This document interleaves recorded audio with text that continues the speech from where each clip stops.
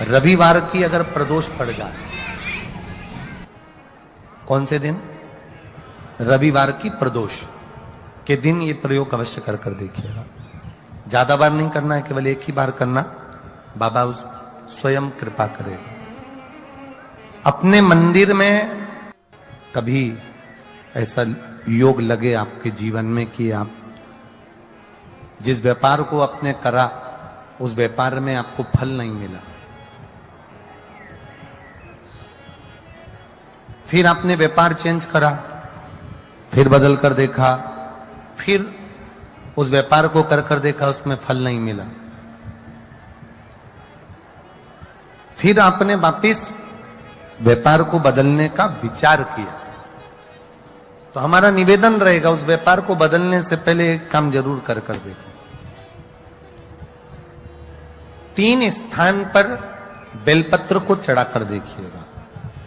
अगर आपको लगे कि मैंने व्यापार बदल लिया, एक बार बदला, कई लोग ऐसे भी होते हैं जो पैसा इकट्ठा करते हैं, धन एकत्रित करते हैं, और कोई व्यापार ऐसा कर लेते हैं जिस व्यापार में धन चले जाता है तो वो धन वापिस नहीं आता, मारा वो व्यापार का धन वापिस नहीं आ पाता, तो बड़े दुखी होता है कि भाई मेरा गया हुआ पैसा नहीं आ रहा, मैं बड़ा कष्ट में हूं, मेरा खुद का ही आ जाए ना तो मैं निहाल हो जाऊं, मेरा अपना ही नहीं आ रहा जो गया हुआ है, तो मैं क्या वर्णन करूं उसको, क्या करूं।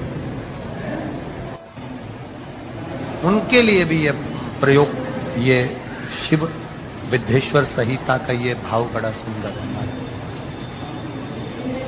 आप व्यापार पर व्यापार बदल कर देख लिए, धन भी हमारा कहीं डूब गया, आ नहीं रहा है, तो प्रयास करना। 3 स्थान पर चढ़ाई गई बेलपत्र हमें सुख का अनुभव करा, बहुत ध्यान लगाइए। पहला, अशोक सुंदरी की जगह। अब ये बेलपत्र जब भी आप चढ़ाएंगे तो रविवार की अगर प्रदोष पड़ जाए, कौन से दिन? रविवार की प्रदोष के दिन ये प्रयोग अवश्य कर कर देखिएगा। ज्यादा बार नहीं करना है, केवल एक ही बार करना, बाबा स्वयं कृपा करेगा। अपने मंदिर में, अर्थात अपने घर के पास कोई मंदिर हो, शिवालय हो, देवालय हो, जहां शंकर भगवान विराजमान हो, शिवलिंग हो, ऐसी जगह पर अवश्य करें। हमें कहीं दूर जाकर ये प्रयोग नहीं करना है, अपने शिवालय, अपने जो घर के आसपास में शिवालय हो वो। एक बेलपत्र अशोक सुंदरी वाली जगह। अब उसको अशोक सुंदरी की जगह पर भी चढ़ाने का तरीका क्या है? जब हम बेलपत्र चढ़ाएंगे तो उस बेलपत्र को चढ़ाते समय आपकी जो बेलपत्र की डंडी है, वो बेलपत्र, रविवार प्रदोष के दिन का ये उपाय है महाराज, ये बेलपत्र की जो डंडी है, इस डंडी का भाग शिवलिंग की ओर होना चाहिए। ये जो डंडी है, इसका भाग अशोक सुंदरी पर जब चढ़ाएंगे तो शिवलिंग की ओर इसका भाग होगा महाराज। दूसरी, बेलपत्र को जब हम समर्पित करेंगे, जया विषहरा शामरीवारी दौतली देव, मान लो जलाधारी ऊपर नहीं है शंकर जी के, तो उसका स्मरण कर कर 5 कन्याओं का नाम लेकर जया विषहरा शामलीवारी दौतली देव, इनका स्मरण कर कर शंकर भगवान के शिवलिंग पर बेलपत्र रखेंगे। बेलपत्र कहां रखना है? आप अगर यहां बैठे हो तो आपके विपरीत में डंडी का मुख होना चाहिए। ये बेलपत्र की जो डंडी है, इसका मुख आपके विपरीत में हो। आप यहां बैठे हो तो डंडी उधर होगी, आप इधर बैठे हो तो डंडी का मुख इधर होगा, आप उधर बैठे हो तो डंडी का मुख इधर होगा, आपके ठीक विपरीत की ओर डंडी का मुख हो। ये 2 जगह बेलपत्र समर्पित करने के बाद तृतीय बेलपत्र शिवलिंग की जो जलाधारी है, जहां पर भगवान शंकर का शिवलिंग रखा है, वहां स्पर्श कराकर, केवल छुआना है, स्पर्श कराकर बेलपत्री के पेड़ के नीचे ही कोई कंकर हो, कोई शंकर हो, या कोई मिट्टी का ढेला हो, नी हो, तो वहीं मिट्टी को थोड़ी सी ऊंची कर कर एक बेलपत्र बैठकर इस बेलपत्री की डंडी जड़ की ओर, मतलब जो वृक्ष होता है उस ओर इस डंडी का मुख होना चाहिए। ये 3 रविवार के प्रदोष के दिन शंकर भगवान पर चढ़ाई गई बेलपत्र से हमारा गया हुआ धन भी पुनः आने का रहता है और हमारा जो व्यापार बार बार बंद हो रहा है, शिव की कृपा से एक बार चालू तो चालू हो ही जाता है, शिव तत्व को जाए। और निवेदन है सब भावों से करना है, हृदय चित्त आनंद जो विषय। प्रदोष के दिन प्रदोष काल में लगाया गया दीप, प्रज्वलित करा गया दीप 5 स्थान पर फल देता है। प्रदोष के दिन प्रदोष काल में लगाया गया दीपक 5 स्थान पर फल देता है। पहला स्थान, अगर हमको या हमारे परिवार में किसी को काल सर्प दोष है तो हमारा प्रदोष का लगाया गया दीपक कहीं पूजन मत कराओ, वो दीप जलाने से ही काल सर्प दोष समाप्त होता चले जाता है। दूसरा स्थान, पितृदोष। अगर किसी ने कह दिया कि तेरे घर में पितृदोष है, तेरे घर में, कई लोग बता देते हैं कि तुम्हारे घर में, कई माताएं पूछती हैं मेरे घर में बेटा नहीं, मेरे घर में 3 बेटी हो गई, 4 बेटी हो गई, 5 बेटी हो गई, बेटा नहीं है, बेटा नहीं, तो किसी ने कह दिया पितृदोष है। अब तुम शंकर जी की पूजन कर रहे हो, शंकर जी पे जल चढ़ा रहे हो, शिव की स्तुति कर रहे हो, तो किसी किसी की यहाँ 3 बेटियों के बाद, 4 बेटियों के बाद, एक माता ने तो लिखा है कि उसके यहाँ 2008 में उसके घर में लड़की ने जन्म लिया था, या 2008 में उसके घर में बच्चे ने जन्म लिया था, लड़की। उसके बाद फिर लड़की ने जन्म लिया और उसके बाद उसके घर में कोई पुत्र का योग नहीं बना। तब उसने प्रदोष के समय पर शाम को दिया लगाना प्रारंभ करा और 2008 में बच्ची जन्मी थी और अब 2024 में उसके घर में लड़के ने जन्म लिया। कि प्रदोष काल का लगाया गया दीपक, प्रदोष काल, प्रदोष के दिन, प्रदोष काल का जो दीपदान होता है वो सरल नहीं होता, वो सहज नहीं होता। 5 स्थान की पूर्ति करता है। पहला स्थान किस चीज के लिए? काल सर्पदोष के लिए। दूसरा पितृदोष।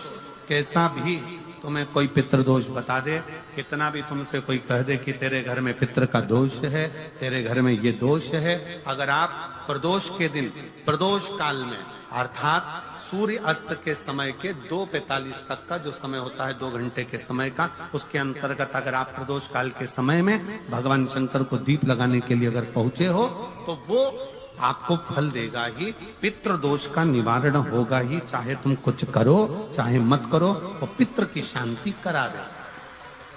दूसरे नंबर पर है पितृदोष। तीसरे नंबर पर है वास्तु दोष। हमारे घर का, अब एक बहुत सावधानी से श्रवण करने वाला विषय है, वंश की वृद्धि नहीं है। 30 वर्ष शादी के हो गए, 40 वर्ष शादी के हो गए और औलाद है ही नहीं। डॉक्टर ने भी हाथ नीचे कर दिए, टेस्ट पे भी करवाया, IVF करवाया, सब कुछ तुमने करवा लिया, तो भी औलाद नहीं है। तब आखिरी में एक काम चालू करो, प्रदोष का दिन दोनों पति पत्नी व्रत चालू कर दो प्रदोष का, और प्रदोष काल में शाम के समय जाकर एक ही दिए में 2 लंबी बाती जानते हो ना, रुई की लंबी कपास की बाती 2, और दोनों बाती एक ही दिए में रखकर पति पत्नी दोनों उसको प्रज्वलित करना प्रारंभ करें। बाबा संतान देकर ही रहेगा, औलाद आएगी ही। दीप की जो बाती में अंतर आ जाता है, एक गोल बाती में और लंबी बाती में अंतर आता है, बहुत अंतर आता है। पितरों के लिए गोल बाती का प्रयोग बहुत कम होता है हमारा। देवी जी के लिए, माता रानी के लिए, जगत जननी के लिए गोल बाती का प्रयोग बहुत कम होता है हमारा, ध्यान रखिएगा। एक पितृ के लिए, एक जगत जननी जगदम्बा दुर्गा भवानी के लिए गोल बाती का प्रयोग कम होता है, लंबी बाती का प्रयोग ज्यादा। क्यों? क्योंकि हमारे घर के कुल देवी और हमारे घर के पितर हमारे वंश की वृद्धि करें, इसलिए लंबी बाती रखी जाती है, जिससे हमारा वंश बहुत लंबा चले, बहुत उन्नति की ओर बढ़े, इसलिए लंबी बाती का प्रयोग किया। शिव महापुराण की कथा कहती है 5 जगह पर हमारा जलाया गया एक दीप जो प्रदोष के दिन प्रदोष काल में लगाया जाता है, 5 जगह पर भारी पड़ता है। पहले नंबर पर जम के बोलते जाओ, काल सर्पदोष। दूसरे नंबर पर पितृदोष। तीसरे नंबर पर घर का वास्तु दोष। हमारे घर में कितना भी वास्तु दोष है, कोई ने कह दिया यहाँ बाथरूम नहीं बनना थी, यहाँ पर शौचालय नहीं बनना था, यहाँ सीढ़ी नहीं बनना थी, वो सीढ़ी वहां बनना थी, ये सीढ़ी वहां बनना थी। तुम पूरा घर तोड़वा के देख लो, उसके बाद में जैसा वास्तु वाले वैसा करा कर देख लो, उसके बाद भी तुमको शांति नहीं मिले तो समझ लेना कि तुम्हारे घर में अब वास्तु दोष तो तुमने दिखाकर समाप्त कर लिया, फिर भी वो समाप्त नहीं हो रहा, तो प्रदोष काल का लगाया गया प्रदोष के समय का दिया आखिरी में वास्तु दोष को भी समाप्त कर देता है और उसमें भी फल प्रदान करता है। काल सर्प दोष, पितृदोष, वास्तु दोष। चौथे नंबर पर 1 रुपया कमाया, 1.25 रुपये खर्च हुआ, पैसा आया गया। ये चौथे नंबर का व्यापार में थोड़े दिन दुकान अच्छी चली, थोड़े दिन बैठ गए, थोड़े दिन काम चला, थोड़े दिन बैठ गए, गाड़ी चली थोड़े दिन फिर बैठ गए, अर्थात हमारी फैक्ट्री थोड़े दिन चली फिर बैठ गए, कहीं ना कहीं तकलीफ, थोड़े दिन खाते थोड़े दिन रोते वाला चल रहा है। तो प्रदोष काल का प्रदोष के समय का दिया इस दुख को समाप्त कर कर रेगुलर एक जैसी सांझी, एक जैसी लक्ष्मी की वृद्धि करते चले गए प्रदोष काल का। और 5वें नंबर का प्रदोष काल का दिया, प्रदोष समय का दिया 5वें नंबर पर रोग का निवारण का, रोग निवारण।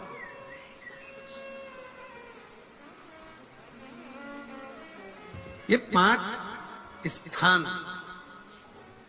जो बताए गए हैं प्रदोष काल के दिन, प्रदोष के दिन दीप प्रज्वलन के। प्रदोष व्रत का इतना महत्व है महाराज।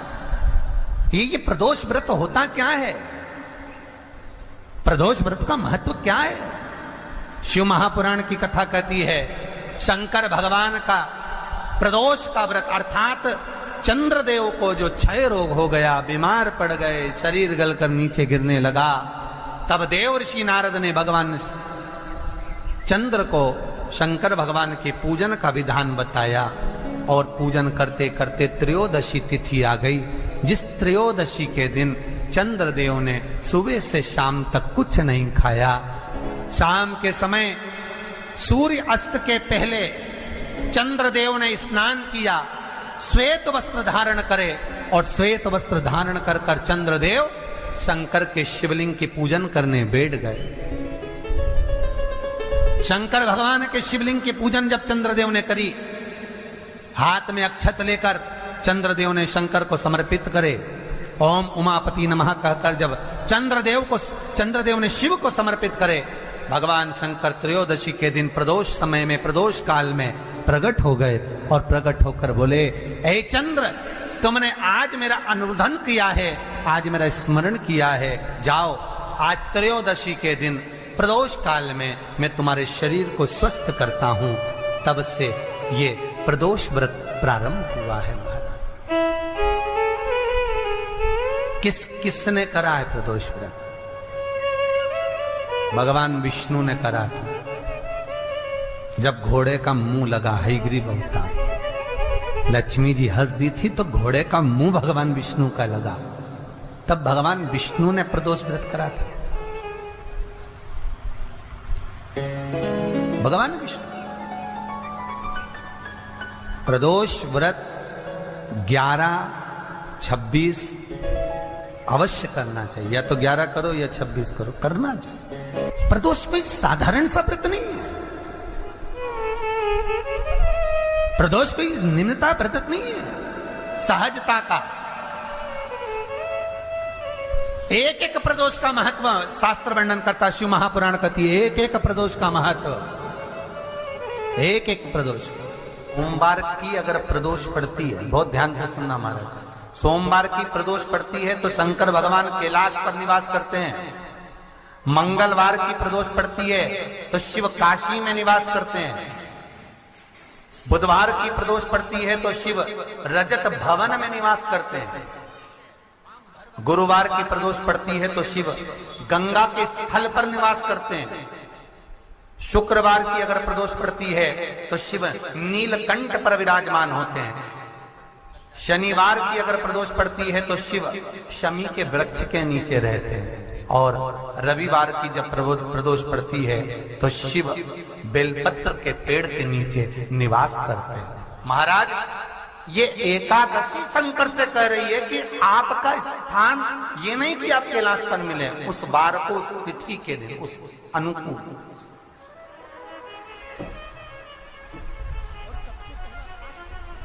हमारे यहां कहते हैं सोमवार की जो प्रदोष पड़ती है वो इच्छा पूर्ति करती है, मंगलवार की प्रदोष रोग से मुक्ति देती है, बुधवार की प्रदोष कामना की पूर्ति करती है, गुरुवार की प्रदोष शत्रुओं का नाश करती है, शुक्रवार की प्रदोष सुख और शांति देती है, शनिवार की प्रदोष संतान का सुख देती है, और रविवार की प्रदोष जो काम दुनिया में कोई नहीं कर सकता वो अचूक फल की प्राप्ति रविवार की प्रदोष करा देती है। महाराज ऐसी प्रदोषों का नियम वर्णन किया चाहिए। भगवान कहते ठीक है तू थोड़ी देर खड़ी हो। एकादशी सम्मुख खड़ी हुई, पार्वती जी ने जिस अंगुष्ठ का जल पीने के लिए लिया था हाथ में, बस पीने ही वाली थी, शंकर भगवान ने वही हाथ में जल लेकर एकादशी के हाथ में उसको देकर कहा, ले ये मेरे द्वारा निर्मित एक व्रत है जिसे त्रयोदशी के दिन तूने मांगा है, मैं तुझे देता हूँ।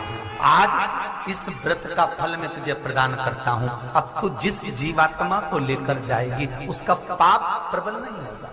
किसी स्त्री, पुरुष, बालक, बुजुर्ग जो भी होगा जिसने प्रदोष का व्रत करा होगा, वो जीवात्मा को तू किसी फल की कामना से नहीं स्वतः ही लेकर चली जाए, उसमें कोई कामना नहीं है। बन सके जीवन में 11 प्रदोष या 26 प्रदोष करने के बाद आप उसका उद्यापन कर कर विराम भी दे सकते, पर जीवन में एक बार प्रदोष का व्रत मौका मिले, जिस कामना से जिस दिन का भाव आपके मन में आए कि मुझे रोग से मुक्ति पाना है तो ये प्रदोष मुझे करना है, मैं रोग मुक्ति के लिए, हम मंगल जो भी आपके मन में आ रहा है, संतान प्राप्ति के लिए शनिचरी प्रदोष, आप उसका स्मरण करें।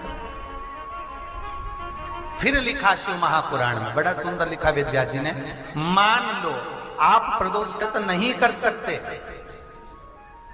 आप अगर व्रत नहीं कर सकते तो प्रदोष के दिन, प्रदोष काल में शाम का समय सूर्यास्त का कुछ पल, कुछ घड़ी के पहले से लेकर बाद तक का प्रदोष काल के अंतर्गत आप शंकर जी के मंदिर में जाकर 1 लोटा पानी, 5 बेलपत्र भी अगर समर्पित करते हैं तो संपूर्ण प्रदोष का फल आपके भाग्य में प्रबल हो जाए। शिव महापुराण में इसका लड़की को मंगल है, गुरुजी लड़के को मंगल है, क्या करा जाए? कुछ मत करो।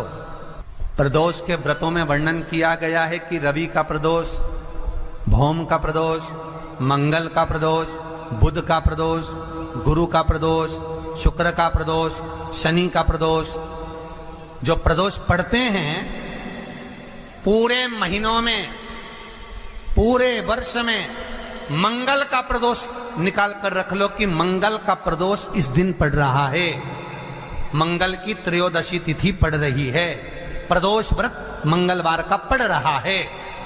और जिन लड़का लड़की को मंगल होते हैं, जिन कन्या और वर को मंगल होते हैं, केवल शंकर भगवान के मंदिर में जाकर चौमुखी दिया, 4 बत्ती का दिया आटे का, उसमें घी डालकर लड़की शंकर भगवान के मंदिर में मात्र 7 बार शंकर पे से उतार कर, 3 बार स्वतः उतार कर शिव के मंदिर में रख देती है, उसका मंगल आड़े आता ही नहीं है, मंगल नहीं आता सामने। मंगल प्रदोष व्रत का इतना महत्व है महाराज। एक बात बहुत अच्छे से समझ लीजिए, जिसके घर में क्लेश होता हो, अशांति रहती हो, क्लेश रहता हो, या छोटी छोटी बात पर विवाद चालू हो जाता हो, या पति पत्नी में, परिवार में, सास बहू आदि कादिक में कहीं ना कहीं कुछ अगर विवाद रहता हो, ऐसा बेलपत्री की डंडी रहती है ना, बहुत ध्यान दीजिएगा महाराज। श्राद्ध पक्ष की कथा चल रही है, शिव महापुराण आज विराम की ओर है, ध्यान दीजिएगा। जैसे ये बेलपत्री की जो डंडी होती है, डंडी का जो भाग होता है बेलपत्री की, ऐसा बेलपत्री की 7 भाग ले लो, मतलब बेलपत्री 7 ले लीजिए। 7 बेलपत्र लेकर कच्चा जो सूत होता है ना, कच्चा सूत जो जानते हो पेड़ पौधे में माता लपेटती हैं, धागा जो होता है ना सफेद कलर का कच्चा धागा, जो बड़ में, पीपल में और आंवला आदि में लपेटा जाता है, कच्चा सूत, उसको शंकर भगवान और माता पार्वती का स्मरण कर कर नंदी के, जो नंदी होता है, नंदी के राइट भाग में, नंदी का एक पांव ऊंचा होता है, आपने देखा होगा आगे का पांव ऊंचा होता है, बैठते समय नंदी का एक पांव ऊंचा, एक पांव नीचे की हो जाता है। तो नंदी का जहां पांव ऊंचा है उस ऊंचे पांव के पास में बैठना है। कच्चे सूत पर उस बेलपत्री के जो 7 गुच्छ हैं, 7 जो बेलपत्री के भाग हैं, 7 बेलपत्री हैं, उसको अपना नाम गोत्र स्मरण कर कर उस कच्चे सूत को लपेटना है। महाराज लाल कलर का चंदन उस बेलपत्री के पत्ते में जो अग्रभाग होता है, सबसे आगे का भाग, 7 में लाल चंदन लगाना है।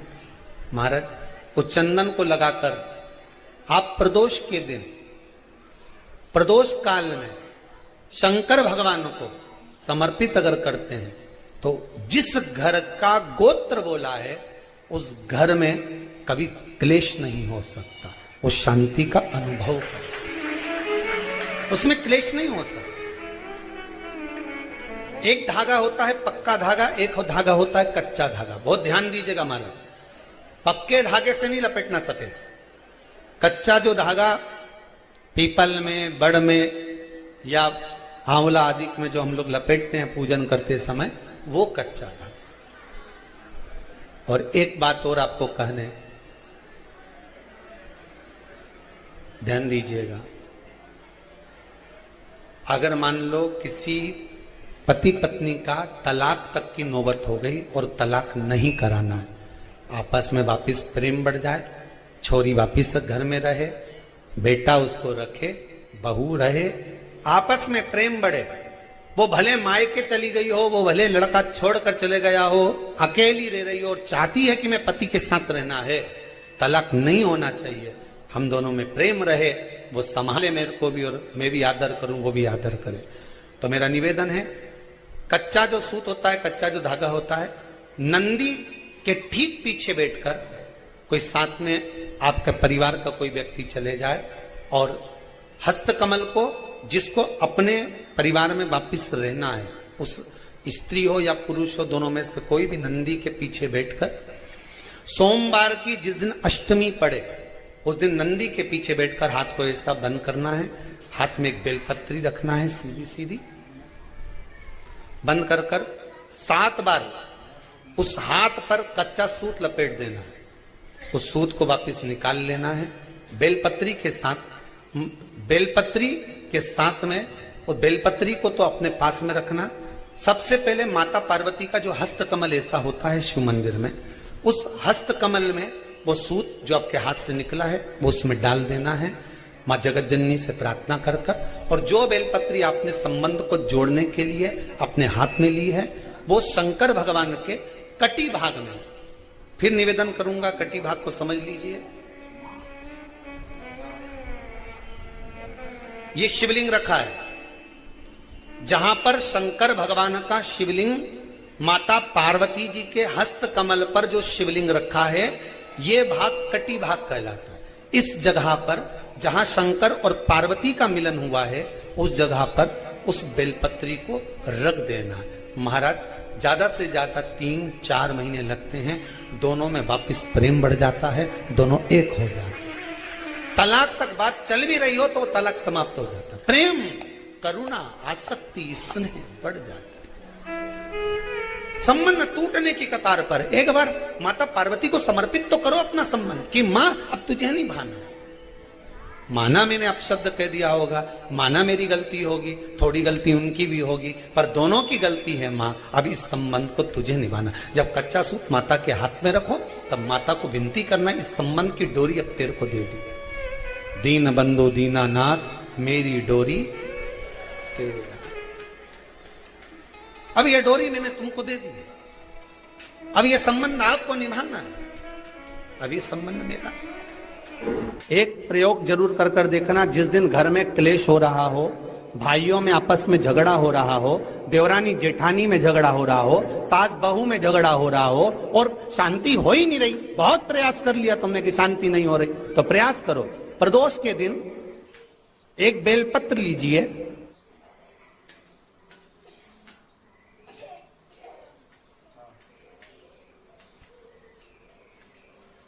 प्रदोष के दिन बेलपत्र लेकर